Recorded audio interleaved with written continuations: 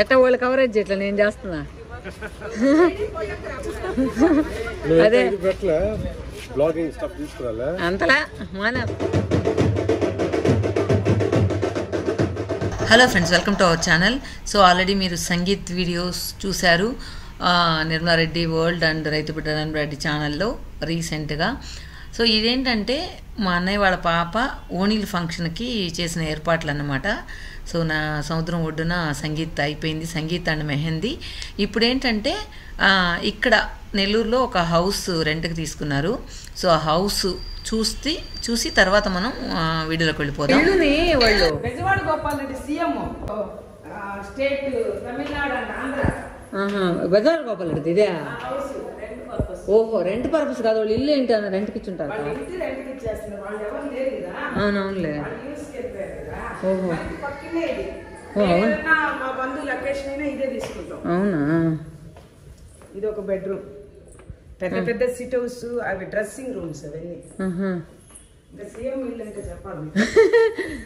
అప్పుడు సీఎం ఇల్లు, ఇప్పుడు రిటైర్డ్ కడతారు లేక ఇంకా బాగా ధారాళంగా కడతలా. ఈ స్టైల్ రావట్లేదు. ఏదో హోటల్లో ఉండే కంటే కూడా ఇలా హౌస్ ఉంటే హోమ్లీగా ఉంటుంది. మన ఇంట్లో మనం ఉండి ఫంక్షన్ చేసుకున్న ఫీల్ అయితే వస్తుంది కదా. సో నాకు ఎందుకో ఈ కాన్సెప్ట్ బాగా నచ్చింది. ఇది రెంట్కి తీసుకున్న హౌస్ అయినా కూడా మన ఓన్ లాగా ఫీల్ అవ్వచ్చు అనమాట. ఆ రోజు మన ఇంట్లో ఫంక్షన్ చేసుకున్నాం అన్న ఫీల్ అయితే వస్తుంది. ఒకసారి ఆ ఓవరాల్గా రూమ్స్ ఆ చుట్టుపక్కల ఎలా ఉందనేది చూద్దాం.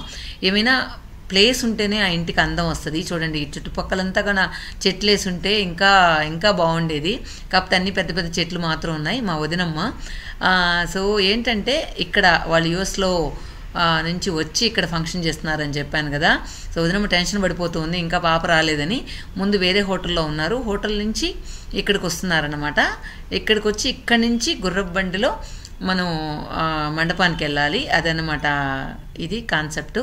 ఇక్కడ ఏంటంటే మెయిన్ ఈ హౌస్ తీసుకోవడానికి కారణం ఏంటంటే ఫంక్షన్ అయిపోయిన తర్వాత అందరూ కూడా ఒక 2 to 3 days ఇక్కడే ఈ ఇంట్లోనే అందరం ఉండి బాగా ఫ్యామిలీ గ్యాదరింగ్ లాగా అనుకోండి, అందరూ ఉండి ఇంచక్క కబుర్లు చెప్పుకుంటూ బాగా ఎంజాయ్ చేసాం. ఇంకొకటి ఏంటంటే ఈ ఫ్యామిలీ గ్యాదరింగ్ ఏంటంటే పెళ్ళిళ్ళప్పుడు అలాంటప్పుడు వీలు పడవేమో, ఎందుకంటే పెళ్ళిళ్ళప్పుడు తర్వాత ఫార్మాలిటీస్ ఎక్కువ ఉంటాయి. ఇలా ఓణీల ఫంక్షన్లప్పుడు, ఇంకా నార్మల్ బర్త్డే పార్టీస్, ఇంకా వేరే ఏదైనా నార్మల్గా మనం గ్యాదరింగ్ అవ్వాలనుకున్నప్పుడు మాత్రమే ఇలాంటివి వీలు పడతాయన్నమాట. ఇంకా ఏంటంటే మా ఫ్యామిలీస్ అన్నీ కూడా పిల్లలు పెద్దవాళ్ళు అందరూ ఒక్కసారిగా వచ్చి కలుసుకున్న ఫంక్షన్ ఇదే అని చెప్పచ్చు. సో అన్న అయితే ప్రతి ఒక్కరు రావాలి, ఇంట్లో పిల్లలతో సహా అందరూ ఏ కమిట్మెంట్స్ ఉన్నా కూడా అడ్జస్ట్ చేసుకొని రాండి అని చెప్పాడు. దానికి అనుకూలంగానే ఫంక్షన్ కూడా అందరికీ పిల్లలకి లీవులు వచ్చేలాగా పెట్టాడనమాట. సో కాలేజీ లీవ్ పెట్టాలని లేదా స్కూల్కి ఇలా అని ఏమీ లేకుండా, ఎవరికి టెన్షన్ లేకుండా కరెక్ట్గా సెట్ చేశారు. సో దానివల్ల ఏంటంటే అందరం కూడా బాగా టైం స్పెండ్ చేయగలిగినాం. ఇంకొకటి ఏంటంటే ఆ ఫంక్షన్ హడావుడి తగ్గాక కూడా ఒక 3 days అందరం ఉన్నాం అన్నమాట. సో ఒక్కొక్క రోజు ఒక్కొక్క ఇదన్నమాట.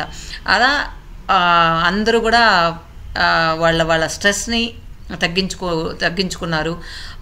ప్రతి రొటీన్ లైఫ్లో నుంచి భిన్నంగా ఒక 2 రోజులు రిలాక్స్ అయినా మనకు మళ్ళీ అది ఒక ఎనర్జీ లాగా అనమాట. నెక్స్ట్ మన పనులు మనం చేసుకోవడానికి ఎనర్జీ అనమాట.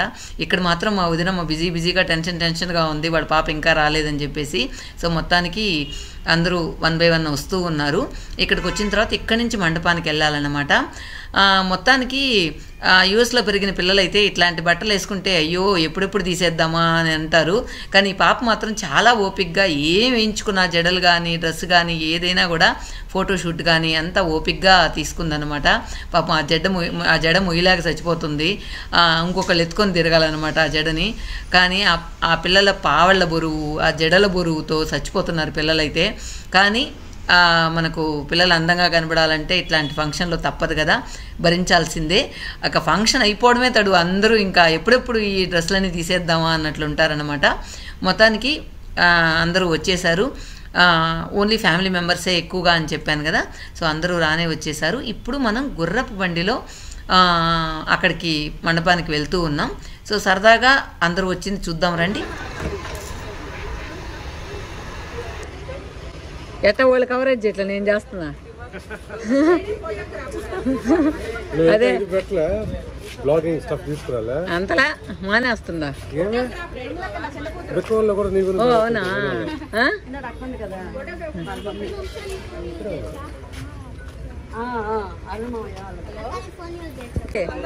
పూజీ వదులు దాన్ని వదులు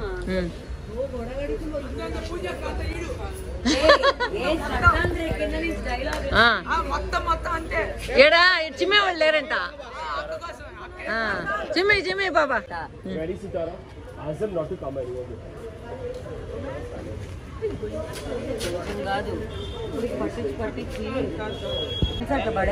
ఏం పడేయలేదులే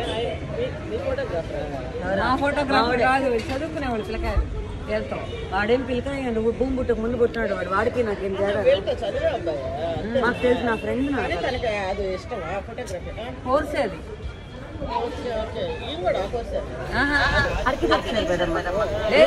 సో మొత్తానికి ఒక్కొక్కరు పిల్లలైతే టీచ్ చేసుకోవడం సరిపోతుంది. పూజీ పావడ చూసి ఇక అవసరం లేదు మొత్తం పూజే మండపం అంతా క్లీన్ చేసేస్తుందని చెప్పి చెప్పడం. ఇంకా పెద్దవాళ్ళు కూడా అత్తమ్మతో ఏజ్ ఉన్న వాళ్ళందరూ కూడా వచ్చి వాళ్ళకి తగ్గ కబుర్లు వాళ్ళు జనరేషన్లో పిల్లలకి తగ్గ కబుర్లు పిల్లలు మా ఏజ్ వాళ్ళంతా ఒక కబుర్లు అలా ఒక్కొక్కరు గ్రూప్గా డివైడ్ అయ్యి కబుర్లు చెప్పుకుంటూ ఉన్నాం. తర్వాత ఇంకా డిన్నర్ లంచ్ వాటిలో మాత్రం అందరూ ఒకటిగా కలిసామన్నమాట. ఇక్కడ ఏంటంటే ఇప్పుడు బ్రేక్ఫాస్ట్ టైం అనమాట. సో బ్రేక్ఫాస్ట్ చేసిన తర్వాత మండపానికి వెళ్తూ ఉన్నాం. సో అన్నయ్య పిల్లలు. సో అన్నయ్య ఏంటంటే యుఎస్లో డాక్టరు, అత్తమ్మ వాళ్ళ అన్న కొడుకు అన్నమాట. సో అత్తమ్మ వాళ్ళ అన్నలు ఇద్దరు డాక్టర్లు. వాళ్ళిద్దరు ఇప్పుడు లేరనుకోండి, కానీ ఆ జనరేషన్ని ఇప్పుడు ఒక్కడే నిలుపుతున్నాడు. తను యుఎస్కి వెళ్ళి అక్కడ సెటిల్ అయిపోయాడు అన్నమాట. కానీ ఏ ఫంక్షన్ అయినా సరే ఇండియాలో చేయడానికే ఇష్టపడతారు.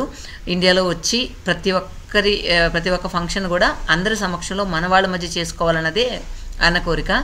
దానితో పాటు వదిన కూడా ప్రతిదానికి సహకరిస్తుంది. ఇక్కడ ఏంటంటే అక్కడికి మండపానికి వెళ్ళడానికి 1 by 1 రెడీ అవుతూ ఉన్నారనమాట.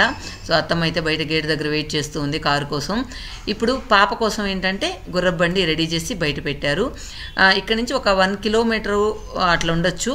సో 1 కిలోమీటరు బాజా భజంత్రీల మధ్య గుర్రపు బండిలో అమ్మాయి వచ్చి అక్కడికి వెళ్తుంది అనమాట. ఇక్కడ ఈ ఫంక్షన్ అంతా కూడా పెళ్లి కొడుకు ఒక్కడు తక్కువ కానీ మిగతా అంతా పెళ్లిలాగే జరిగింది. సో ఇప్పుడు ఏంటంటే ఒకరిని చూసి ఒకరు ఫస్ట్ పల్లకి పెట్టారు. తర్వాత ఏంటంటే ఇలా గుర్రపు బండిలు అలవాటు చేసుకున్నారనమాట అందరూ. కానీ పల్లకి కూడా 2 సెట్ చేశారు. పల్లకి మండపం దగ్గర, ఇక్కడి నుంచి ఏంటంటే గుర్రపు బండి అనమాట. సో నాకైతే ఇది చాలా బాగా నచ్చింది ఈ గుర్రపు బండి అయితే.